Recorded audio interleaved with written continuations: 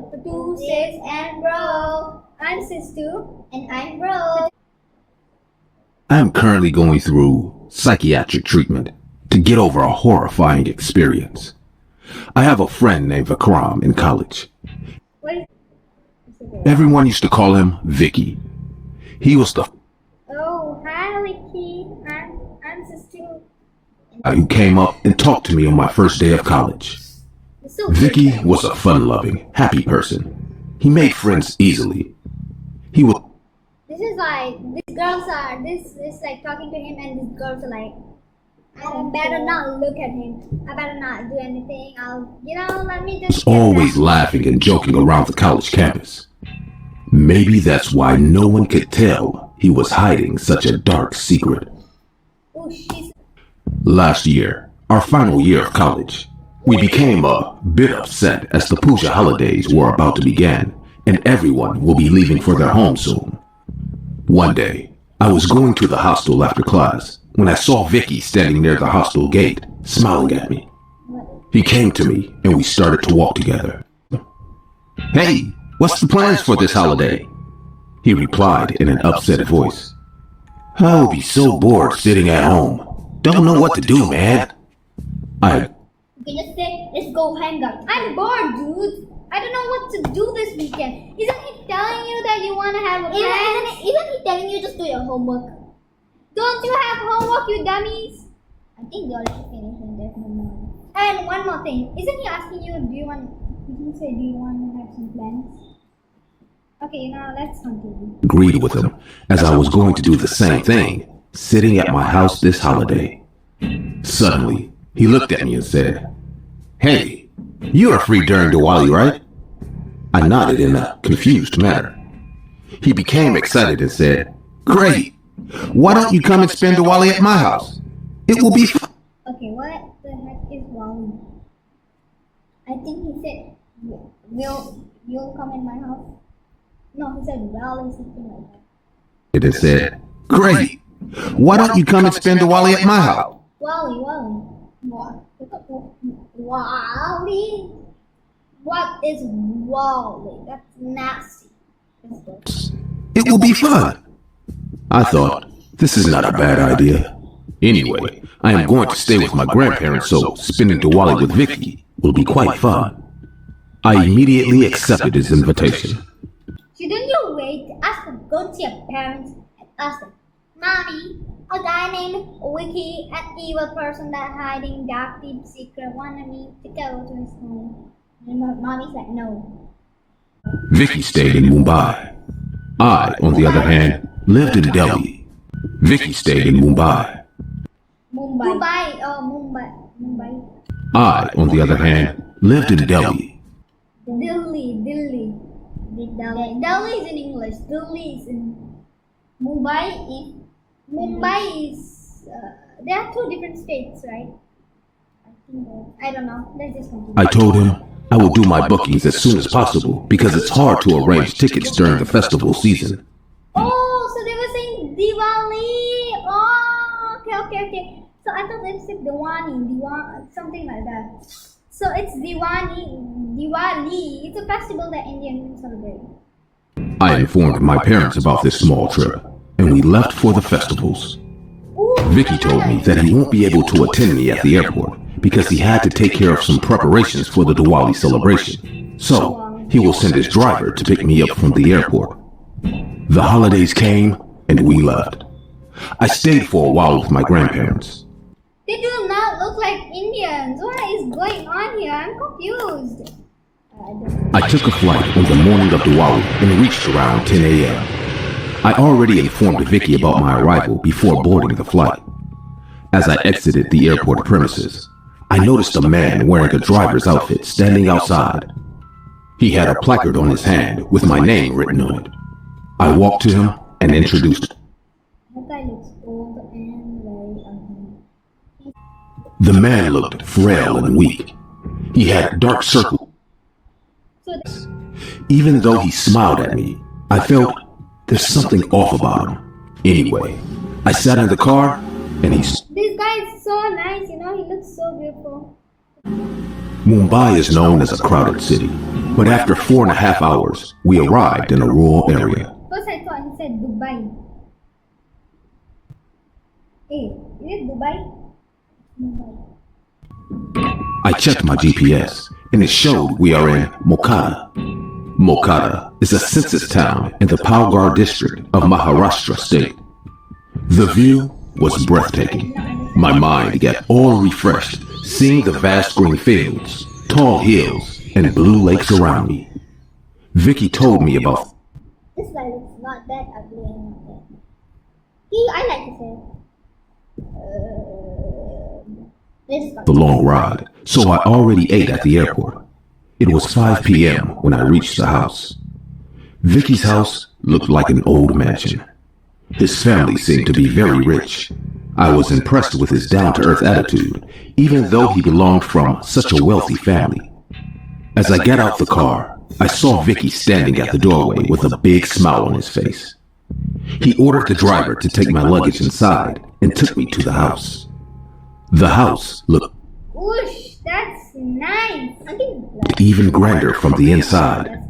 There was a long the house from the outside looked only like 3 stars. When you enter the house, it's like, ooh, 5 stars. Ooh. wooden stairway in the dining hall leading up to the bedrooms on the first floor. I like that thing. A huge chandelier was hanging from the ceiling. I never forget it. Rooms on the first floor. A huge chandelier was hanging from the ceiling.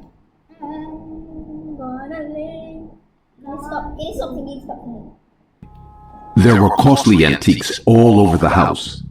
Big oil paintings were hanging on the wall with beautifully carved statues kept all over the hallway. I was looking around This girl is like, my hands are gone, my legs are gone, my left foot. just when I saw a woman coming down the stairs. She was wearing costly jewelry and dressed in black. Vicky introduced me to her, saying it was his mother. I paid my regards to her. She raised her hand to bless me just when I noticed something weird. She was wearing rings on her hand. Each ring looked really odd. One of it was a bird's skull. One had the face of a demon, while the other one had some mysterious sign on it. She saw me noticing her hand and creepily smirked at me. She then looked at Vicky and said, "Take your friend upstairs. We have arranged your brother's room for him." It's been 3 years now since Vicky and I are studying together, but Ibrahim, it's been 3 friend upstairs. We have arranged your brother's room for him. Brothers? That means his brother, his room is being taken out for this guy. It's been 3 years now since Vicky and I are studying together, but he never told me about his brother. I turned towards him and said, "Oh, you never said you had a brother. Wouldn't he mind if I captured his room?" Vicky started to hesitate a bit. This is the first time I saw him being nervous. Before he could come up with a reply, his mother said in a firm voice, "His brother lives downstairs. You have nothing to worry about." I didn't say anything more and walked upstairs with Vicky. There were 3 rooms upstairs. Vicky took me to the last room of the long passage. As I entered the room, I realized they have done remarkable arrangements for me. The bed had a new silk sheet. There were juices and fruits kept on the table. Clean towels and fresh sleepers were kept on the shelf for me. I told Vicky in a shy manner, "This is too much. You didn't have to do all this for me." He smiled uncomfortably and said, "Well, my mom insisted to make your stay as comfortable as possible. She did everything, actually." He then told me to get freshened up and come downstairs to eat. I closed the door and went to take a shower. I was enjoying all this luxury, but somewhere deep down my heart, I was having a weird feeling, like something is very wrong about this house. That is first of all girls. Question is, dogs. I thought, I am just tired from the journey, so I got freshened up and went downstairs to eat. Why is he wearing the same thing again? Ooh, that father even looks old and creepy.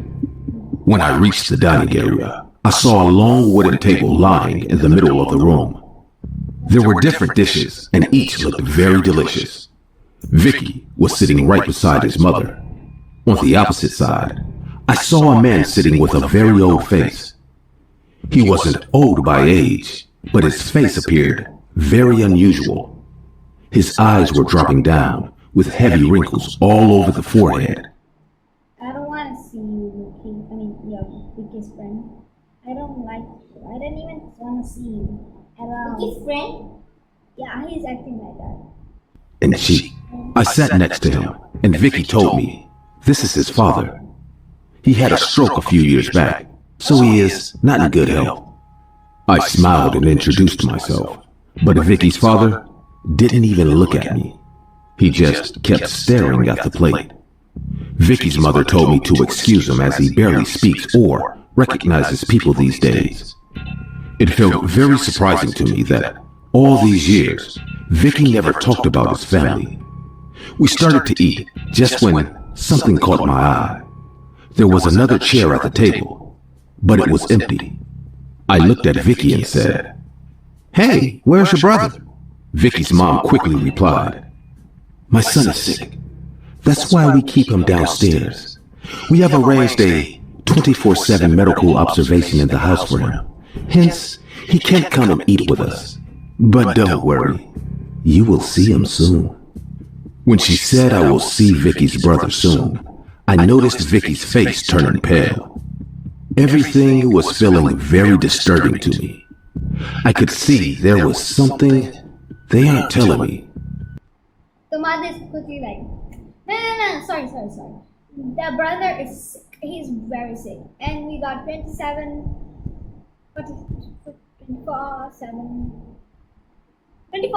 whatever. Medical things.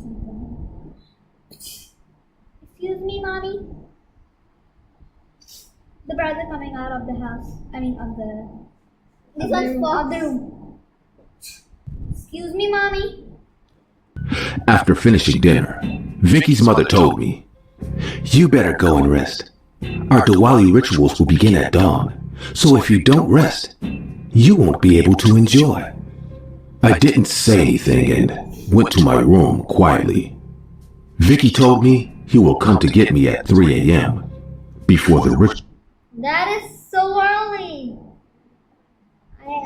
I'm afraid of sometimes sleeping and waking up at 3 a.m. because that's the time where evil spirits power much more. But then I just check on. Okay, let's continue. Rituals begin. Diwali is celebrated at night, but I never heard about any Diwali ritual that begins at 3 a.m. I lied on my bed, thinking about the sudden change in Vicky's behavior. I couldn't shake off the feeling about his brother's sickness also. Okay. It's dead. I also feel that. But I don't think so. I think his brother is psycho killer. If not, why would then they let him meet him? And why would they say they even had a brother then, if it's dead? Yeah. The house and its people were being very creepy to me. Around 1 a.m. at night, I woke up hearing a sound from downstairs. I heard someone talking in a very low voice. I got up from my bed and tiptoed into the passage. I peeked from the wall downstairs and saw the driver carrying a man into his arms. Vicky was with him too. Both of them disappeared behind the stairs. I couldn't bear the mystery anymore, so I walked down the stairs to check what the hell is going on with these people. After coming downstairs, I saw lights coming behind a door under the stairs. This area under the stairs was so dark earlier that I could hardly notice the door. I reached the door and heard Vicky's mother's voice. She was chuckling in a very spooky manner. I put my eye, opening the door slightly to look at what's happening inside the room. What I saw, Vicky was standing near a wooden slab and his mother was standing next to it. She was dressed horrifyingly. A garland made of small animal skulls were hanging from her neck. The room was filled with candles. There were huge satanic symbols painted all over the walls, probably with blood. And on that wooden slab lied a rotten dead body. I could tell from the decomposition of the body that this person had been dead for a long time. A foul, rancid smell made the air of the room heavy and hard to breathe. Suddenly, This man is weird. I don't know why. And this garlic girl is always weird. Vicky's mother turned to the driver and said, "You will go to the boy's room and inject him with this high-dose sedative in his sleep. Then bring him to us. I have waited so long for this moment. It is time to make my son alive again. At 3 a.m. sharp, I will begin the rituals and the boy's soul will inherit my son's body." Oh, Vicky, you don't know what that means. You will get your loving brother back. We will all be a happy family again. Your father will get well as well when he will see his dead son. That is bad. I will never go to my friend's house if this happens. You'll just run away. Like if I'm actually not used to any of the ways around except compass. I mean not compass. Except my except my house. And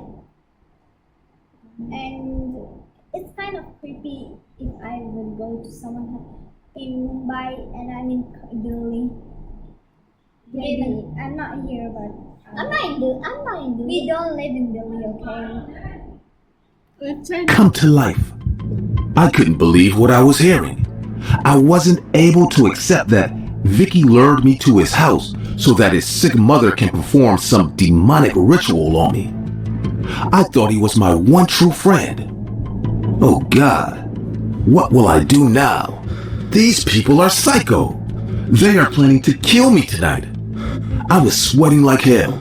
My hands were shaking, my legs feeling numb. I had no idea how I will get out of here. Where will I go in the middle of the night?